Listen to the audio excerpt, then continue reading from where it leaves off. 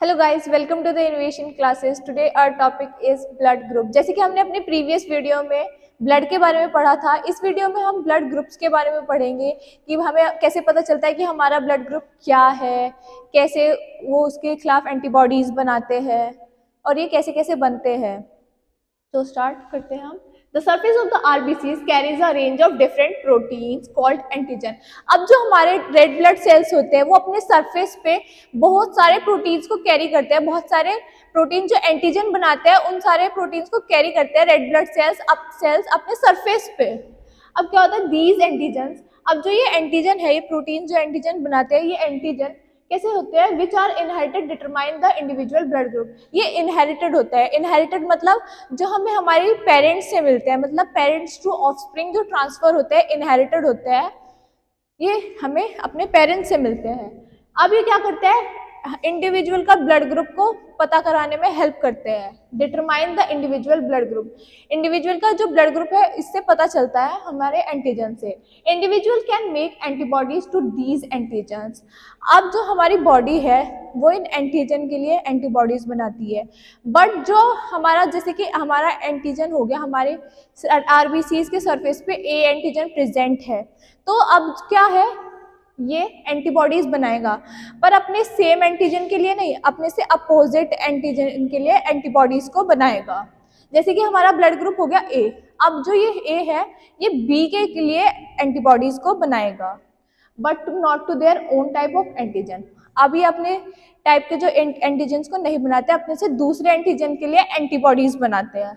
अगर ऐसा हुआ, if they did the antigen and antibodies will react, अगर हमारे बॉडी ए एंटीजन है जैसे हमारा, और हम ए के लिए ही एंटीबॉडीज बनेगी, तो हमारी बॉडी में रिएक्शन होगी और इससे सेल डेथ होना स्टार्ट हो जाएगी। जो हमारी सेल है उनका डिस्ट्रक्शन हो जाएगा अगर हमारी बॉडी सेम एंटीजन के खिलाफ ही एंटीबॉडीज को बना दे।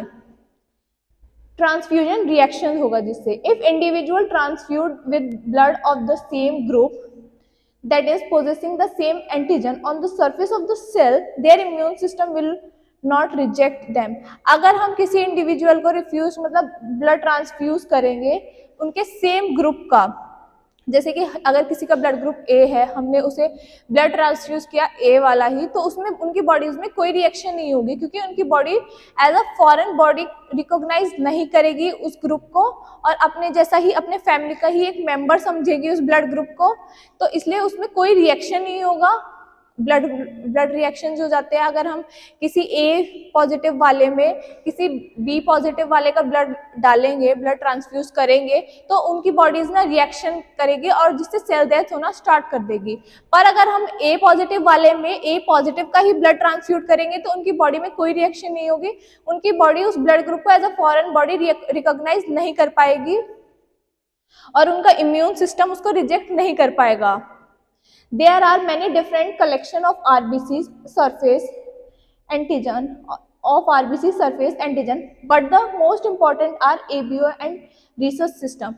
अब हमारे आरबीसी के सरफेस पे बहुत सारे एंटीजन्स प्रेजेंट होते हैं, बहुत सारे प्रोटीन्स जो है वो प्रेजेंट होते हैं, बट जो मोस्ट इंपॉर्टेंट है, बट जो मेन है वो है हमारा एबीओ एंड रिसोस सिस्टम। ये हमारा मोस्ट मेन सिस्टम है, मतलब हमारे जो ब्लड ग्रुप है वो एबीओ ही और रिसोस सिस्टम यही हमारा मेन है। जैसे कि हम पढ़ते हैं, अब हम ब्लड ट्रांसफ्यूज कैसे कर सकते हैं, मतलब कैसे कैसे हमारी एंटीबॉडीज और एंटीजन्स प्रेजेंट होते हैं और हम कैसे कैसे उनकी एंटीबॉडीज बनती है। जैसे कि इधर मैंने टेबल बनाया है जिससे कि आपको बहुत अच्छे से और आसानी से समझ में आ जाए। ये हमारा ए ब्लड ग्रुप है, बी, ओ और ए बी। अब कैसे कैसे ये किस किस को ब्लड दे सकते हैं और किस किस से ब्लड ले सकते हैं। जैसे कि हमारा ए जो है वो ए वाले को ही ब्लड जो दे सकता है, मतलब ए को ही ब्लड दे सकता है और ए वाले से ही ब्लड ले सकता है। ऐसा ही सेम हमारा बी का है, वो बी वाले को ही ब्लड दे सकता है और बी वाले को से ही ब्लड ले सकता है।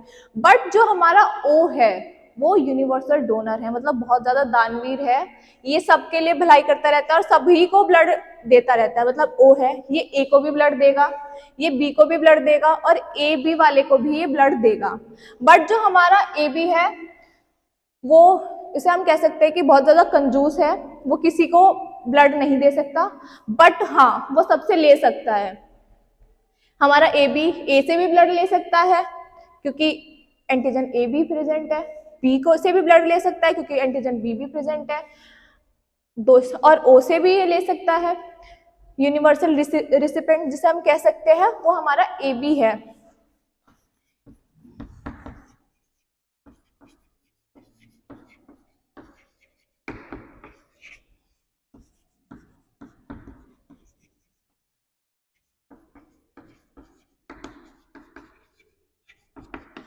वो हमारा ए बी है। अब हमें पता चलेगा कि पॉजिटिव कैसे है और नेगेटिव कैसे कब होता है, मतलब कि जब आर एच एंटीजन है, जो डी एंटीजन है वो प्रेजेंट है तो पॉजिटिव है और नहीं प्रेजेंट है तो नेगेटिव है। अब हम पढ़ेंगे कि जो पॉजिटिव वाला नेगेटिव वाले को ब्लड दे सकता है या नहीं दे सकता, या नेगेटिव वाला पॉजिटिव वाले से ब्लड ले सकता है या नहीं दे सकता, इन सब के बारे में अब हम पढ़ेंगे। जैसे कि हमारी आरबीसीज है, डी एंटीजन इनमें प्रेजेंट है, ये पॉजिटिव हो गया। अब जो नेगेटिव वाला है वो पॉजिटिव वाले को ब्लड दे सकता है। क्यों दे सकता है?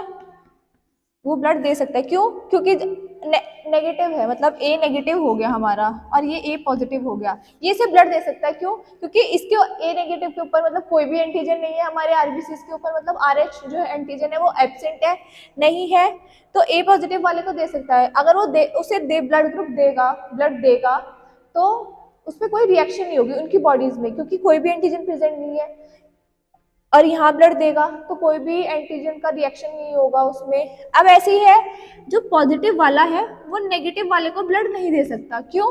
क्योंकि पॉजिटिव है, उसमें आरएच एंटीजन प्रेजेंट है और इसमें जो एंटीजन एब्सेंट है। अब ये जब पॉजिटिव वाला नेगेटिव को ब्लड देगा तो रिएक्शन होगा, इसलिए पॉजिटिव वाला कभी भी नेगेटिव को ब्लड जो है नहीं दे सकता, बट पॉजिटिव वाला पॉजिटिव को ब्लड दे सकता है क्योंकि दोनों पे एंटीजन प्रेजेंट है, कोई रिएक्शन नहीं होगा।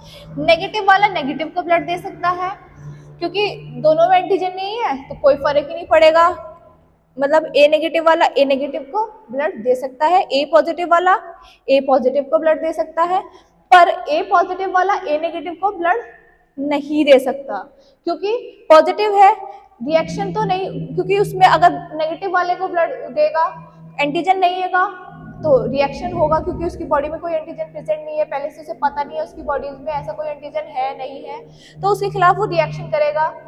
पर ए नेगेटिव वाला ए पॉजिटिव को ब्लड दे सकता है क्योंकि पहले से ही एंटीजन प्रेजेंट है, तो अगर उसके पास ए नेगेटिव वाले के पास कोई एंटीजन है ही नहीं, वो उसकी बॉडी में देगा तो कोई रिएक्शन नहीं होगा, इसीलिए ए नेगेटिव वाला ए पॉजिटिव को ब्लड दे सकता है। इसीलिए जो हमारा यूनिवर्सल डोनर है वो हमारा ओ नेगेटिव है, क्योंकि कोई एंटीजन नहीं है तो वो सबको दे सकता है ब्लड। अब हमारा जो यूनिवर्सल रिसिपेंट है वो हमारा ए बी पॉजिटिव है, सबसे ब्लड ले सकता है, ए पॉजिटिव वालों से भी, बी नेगेटिव वालों से भी, ए नेगेटिव वालों से भी, बी पॉजिटिव वालों से भी, ओ पॉजिटिव और ओ नेगेटिव वालों से भी। बट जो हमारा यूनिवर्सल जो डोनर है ओ नेगेटिव, वो सिर्फ ओ नेगेटिव वालों से ही ब्लड ले सकता है। सो आई थिंक गाइज आपको अच्छे से समझ आया होगा ये वीडियो। अगर आपको हमारी वीडियो अच्छी लगी हो please like and subscribe our channel. Thank you.